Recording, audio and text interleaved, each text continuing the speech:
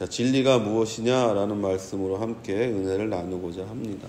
오늘 읽은 본문 말씀은 예수님이 잡히시던 날 밤에 일어난 일입니다. 예수님이 겟세마네 동산에서 잡히셨습니다. 제사장과 바리새인, 사두개인, 서기관 그리고 헤롯 땅의 사람들이 예수님을 시험했습니다. 예수님이 신문 받는 순서가 있죠. 이렇게 하나씩 시험을 받죠. 그러고 나서 이제 마지막으로 이방인인 빌라도에게 끌려가게 되죠. 왜냐하면 그 당시에 이스라엘은 로마 통치하에 있었기 때문에 사람을 죽일 수가 없었어요. 사람을 사형에 처하는 것은 로마 총독만이 할 수 있는 권한이죠. 그러니까 제사장들과 또 모든 당파들이 예수님을 죽이기 위해서 빌라도에게 데려가서 이 사람을 죽여야 된다라고 말하는 장면이 지금 장면입니다. 그래서 빌라도가 이제 호기심을 가지고 무슨 일인가 싶어서 예수님을 붙잡고 이제 예수님과 간단한 대화를 하는 부분이 바로 이 부분이에요. 깊이 대화하지 않습니다. 왜냐하면 빌라도에게 종교적인 문제는 그렇게 중요한 문제가 아니에요.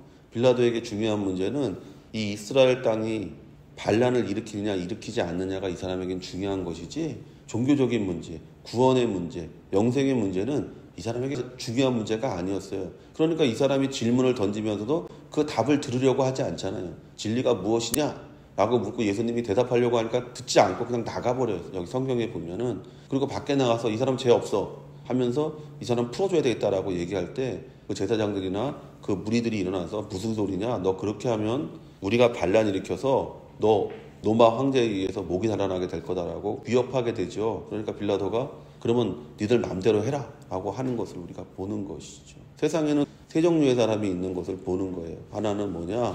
제사장들 같은 사람들, 종교에 관심이 되게 많지만 그 종교가 무엇을 나에게 주는지 이득을 생각하는 종교인이 있고, 두 번째는 빌라도와 같이 종교에 관심이 없고 그냥 세상에 대해서 관심이 있는 사람, 그리고 마지막 세 번째는 그 마지막까지 예수 눈물 흘리며 예수를 따랐던 정말 영생과 진리를 추구했던 사람이 있는 거예요. 세상에는 이 세 종류의 사람들이 있습니다. 그래서 교회를 다니는 것 같은데 그 사람은 교회 다니지 않는 사람과 똑같은 행동을 하는 사람들을 우리가 흔히 보는 이유가 바로 거기에 있는 것이죠. 제사장은요, 얼마나 대단한 사람입니까? 종교계에서 가장 높은 사람이에요.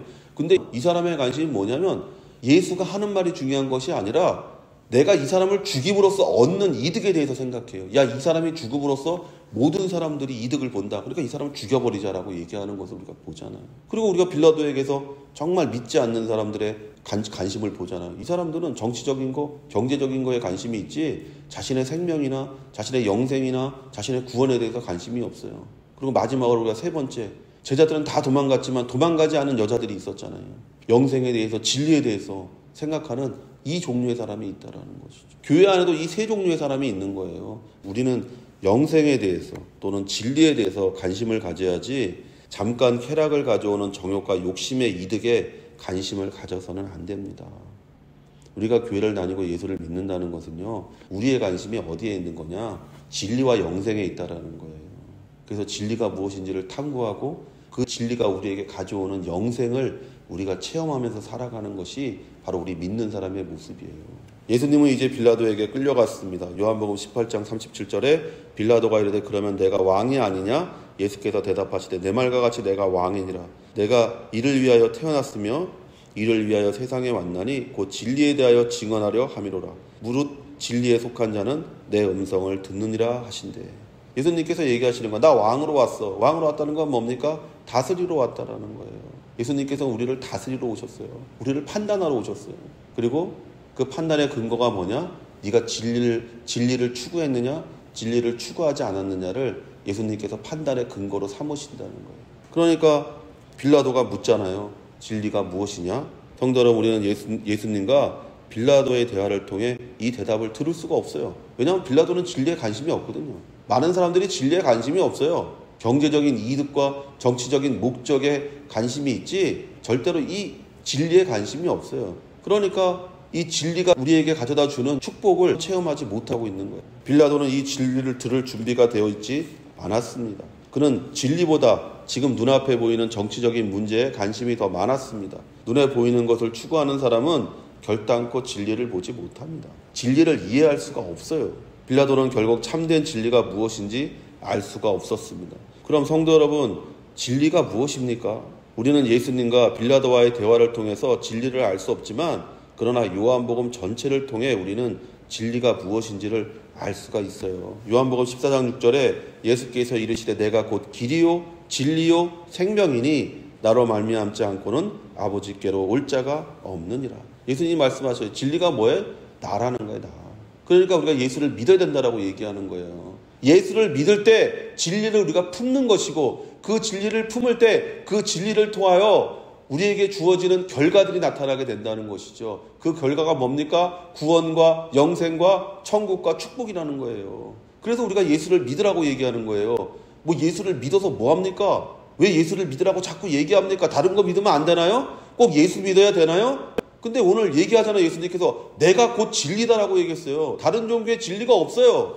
그 진리, 예수님, 오직 그 예수님이에요. 그래서 그 진리를 우리가 품을 때 우리가 구원과 영생과 천국과 축복을 차지하는 사람이 되는 거예요. 그 진리를 우리가 어떻게 품습니까? 그래서 예수님께서 요한복음에 우리에게 뭐라고 말합니까? 다른 보혜사를 내가 너희에게 보내겠다. 성령이 우리에게 임할 때 예수님과 하나님이 우리 가운데 같이 임하여서 우리 안에 진리를 품게 되는 것이고 그 진리를 품을 때 우리는 구원받은 사람이 되는 것이고 우리는 영생을 향유하는 사람이 되는 것이고 우리는 천국 가운데 이미 사는 사람이 되는 것이고 그리고 항상 무엇을 하든지 축복받는 사람으로서의 삶을 살게 되는 것이죠. 그분은 진리가 되신 분이 아닙니다. 진리 자체이십니다. 무슨 말이냐? 여러분이 석가모니 부처를 생각해 보세요.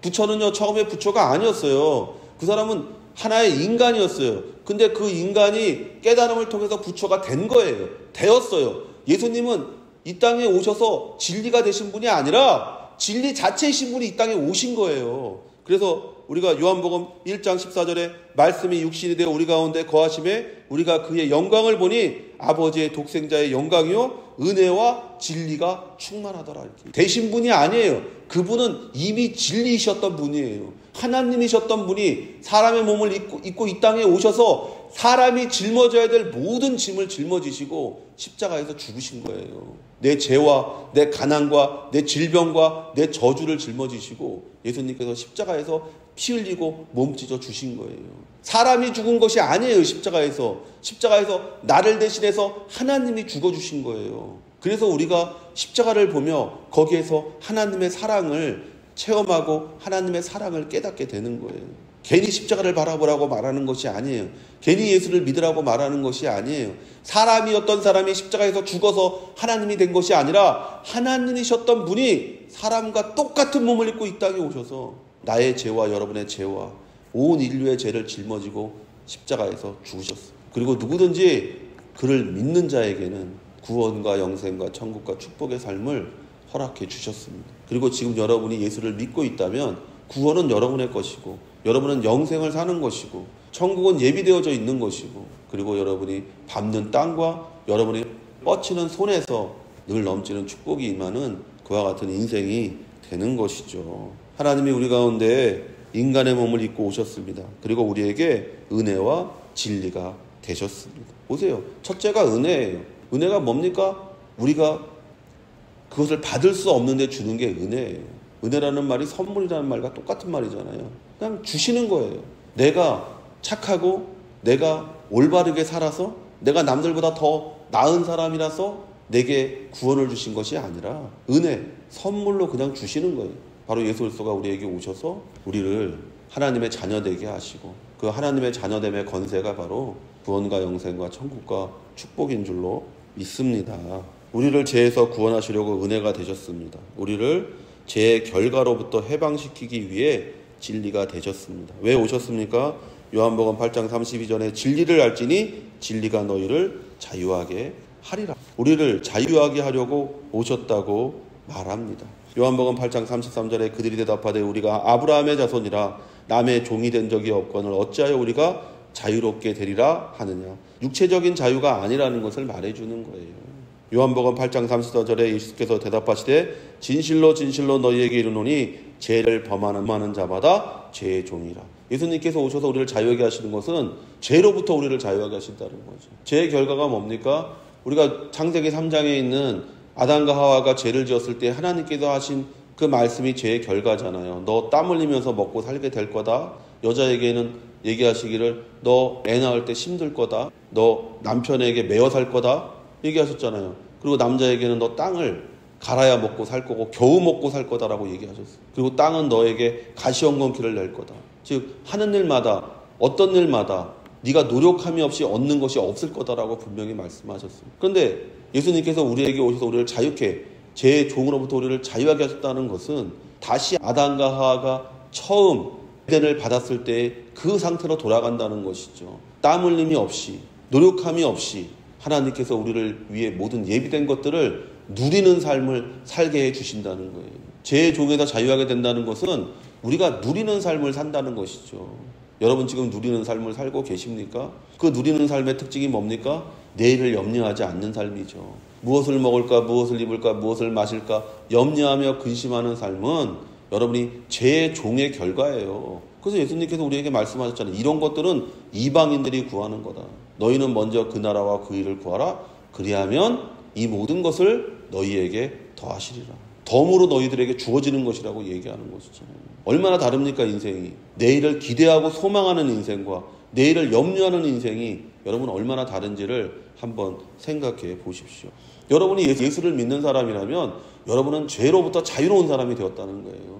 그러니까 죄가 가져오는 고통, 죽음, 가난, 질병, 저주가 여러분과는 상관없는 것이 되었다는 것이죠.